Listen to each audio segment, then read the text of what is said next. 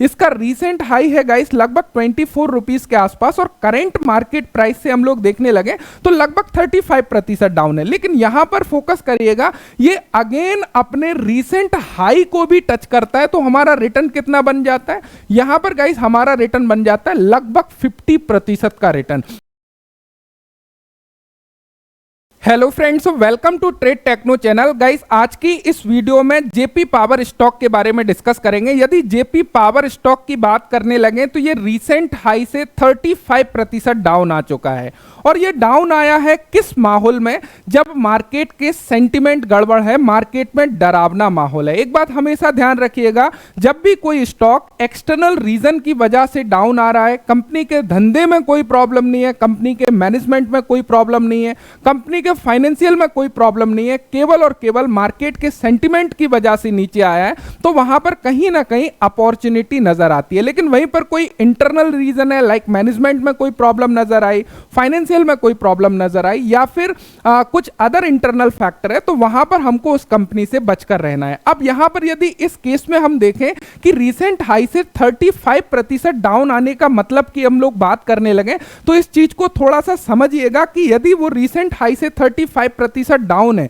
उसका मतलब क्या है। तो यहां पर यदि हम लोग देखने लगे कि रीसेंट हाई क्या है, इसका रीसेंट हाई है गाइस लगभग 24 रुपीस के आसपास और करंट मार्केट प्राइस से हम लोग देखने लगे तो लगभग 35% डाउन है। लेकिन यहां पर फोकस करिएगा, ये अगेन अपने रीसेंट हाई को भी टच करता है तो हमारा रिटर्न कितना बन जाता है, यहां पर गाइस हमारा रिटर्न बन जाता है लगभग 50% का रिटर्न। तो डेफिनेटली हम लोगों को यहां पर कहीं ना कहीं नजर रखना होगा। अब हम लोग ओनली इस बिहाफ पर डिसीजन नहीं ले सकते कि रीसेंट हाई से ये 35% डाउन है, यदि रीसेंट हाई तक भी जाएगा तो 50% रिटर्न मिल जाएगा। जी नहीं, हम लोगों को इसके फाइनेंशियल को समझना पड़ेगा, चीजें कैसी चल रही हैं वो चीज हम लोगों को थोड़ा सा समझना पड़ेगा। तो वो चीज देख लेते हैं, साथ ही साथ टेक्निकल चार्ट पैटर्न देखना पड़ेगा कि क्या टारगेट अचीव हो सकते हैं जेपी पावर में। यदि हम लोग जेपी पावर की बात करें, मार्केट कैप की बात करें, 10,000 करोड़ की कंपनी है, डेफिनेटली ये आराम से 20,000 करोड़ हो सकती है, पावर सेक्टर है। एंड करंट प्राइस की बात करें 15.6 रुपीस और यहां पर स्पेशली यदि बुक वैल्यू को हम लोग देखने लगे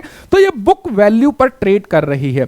अब यहां पर फोकस करिएगा, जेपी पावर अपने बुक वैल्यू पर ट्रेड कर रही है। वहीं पर यदि हम लोग अदर पावर सेक्टर इसकी पीयर ग्रुप की कंपनी को देखने लगे तो ये अपने बुक वैल्यू से 3 to 4 टाइम्स पर मिलेंगे। जैसे कि कोई भी कंपनी हम लोग देख लेते हैं, यदि हम लोग बात करने लगे टाटा पावर की, तो यहां पर टाटा पावर यदि आप लोग देखोगे इसकी जो बुक वैल्यू है 94 की है, करंट मार्केट प्राइस 384 का है।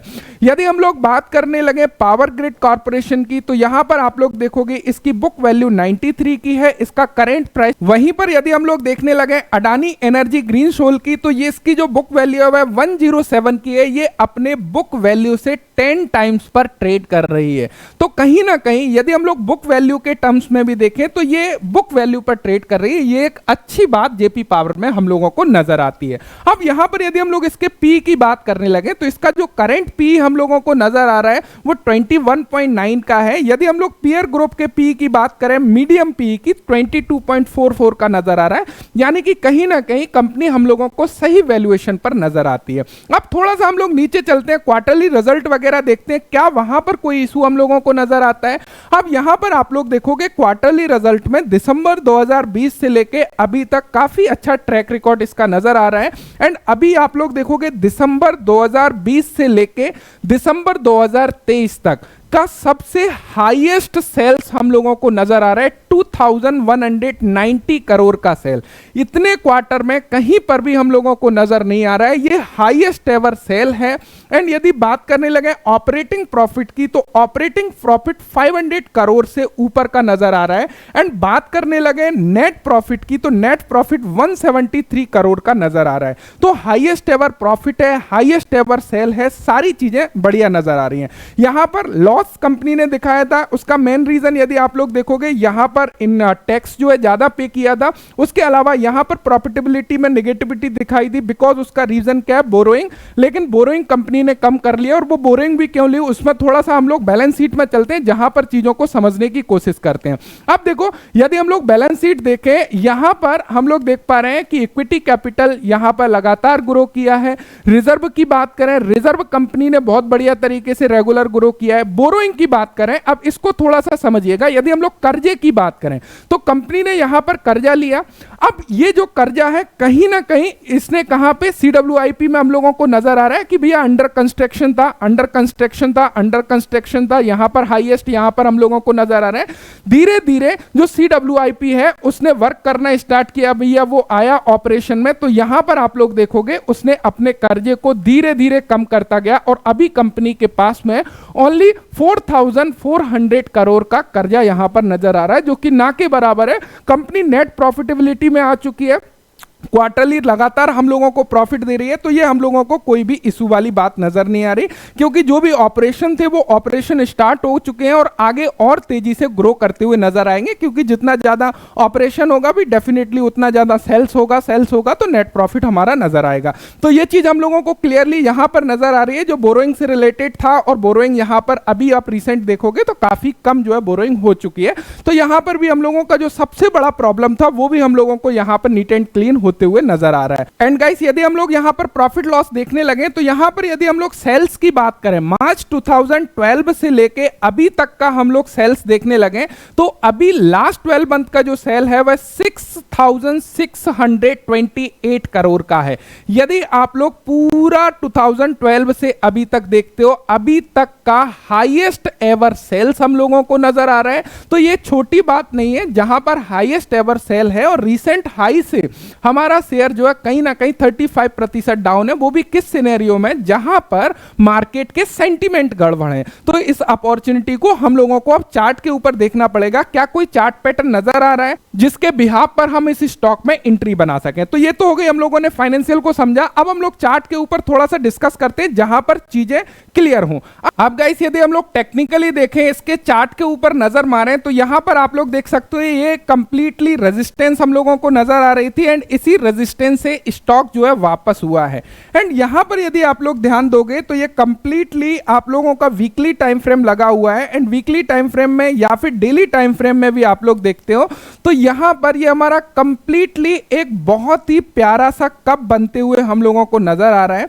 देन स्टॉक प्राइस जैसे ही यहां से रिवर्स होता है तो यहां पर हम लोगों का एक हैंडल बनते हुए नजर आएगा। तो ये proper cup with handle pattern बना हुआ है। यदि इसके बिहाफ पर हम लोग इसके टेक्निकल टारगेट को देखने लगे, तो आप लोग टेक्निकल टारगेट यहां पर देखोगे तो यहां से हम लोग इसको देखते हैं, एंड इसको यदि हम लोग ऊपर प्लॉट करने लगे, इसको यदि हम लोग ऊपर प्लॉट करते हैं तो यहां से ऊपर प्लॉट करने पर हम लोगों को टेक्निकल टारगेट मिल रहा है लगभग 98% का, यानी कि 47 का। लेकिन ये ब्रेकआउट लेवल से है। यदि हम लोग करंट प्राइस से देखने लगे कि करंट प्राइस से हमारा टेक्निकल टारगेट तक कितना पोटेंशियल गेन हम लोगों को नजर आ रहा है, तो यदि हम लोग करंट प्राइस से इसको देखते हैं इसके टेक्निकल टारगेट तक, तो 200% का रिटर्न हम लोगों को यहां पे नजर आ रहा है। अब डेफिनेटली 200% का रिटर्न है, तो ये बहुत जल्दी नहीं मिलने वाला है, थोड़ा सा टाइम कंज्यूमिंग रहेगा, थोड़ा सा समय लगेगा, थोड़ा सा पेशेंस रखना पड़ेगा।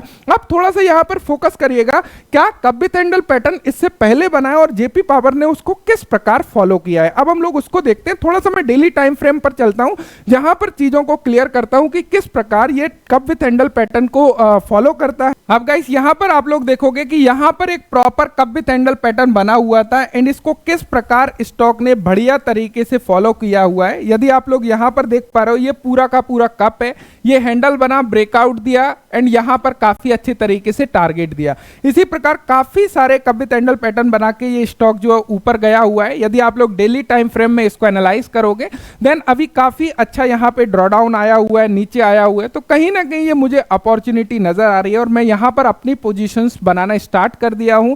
धीरे धीरे मैं यहां पर अपनी पोजीशंस ले रहा हूं। ये मेरे पर्सनल इन्वेस्टिंग के लिए मैंने जो स्टडी करी हुई है, केवल और केवल वो आप लोगों के साथ में शेयर करी है। यहां पर कोई भी बाय या सेल की रिकमेंडेशन नहीं है। आप चीजों को समझो, देखो, क्योंकि यहां पर रिस्क इन्वॉल्व है। आपका हार्ड एंड अर्न मनी के साथ में यदि आप लोग रिस्क ले रहे हो, इन्वेस्टमेंट कर रहे हो, तो वहां पर आपको अपना डिसीजन लेने से पहले अपनी स्टडी करना है, समझना है, उसके बाद ही कोई इन्वेस्टमेंट करना है। ये वीडियो कोई भी बाय या सेल की रिकमेंडेशन नहीं है, केवल और केवल आपको एक अंडरस्टैंडिंग देना कि ऐसे सिनेरियो में किस प्रकार हम लोगों को स्टॉक को पिक करना है, किन किन चीजों के ऊपर फोकस करना है, वो आप लोगों के साथ में शेयर किया। सो आई होप आप लोगों को वीडियो से इंफॉर्मेशन मिली होगी। यदि वीडियो से इंफॉर्मेशन मिली है तो एक थम्स अप जरूर करिएगा। Thank you so much video देखने के लिए। Thanks for watching and bye bye.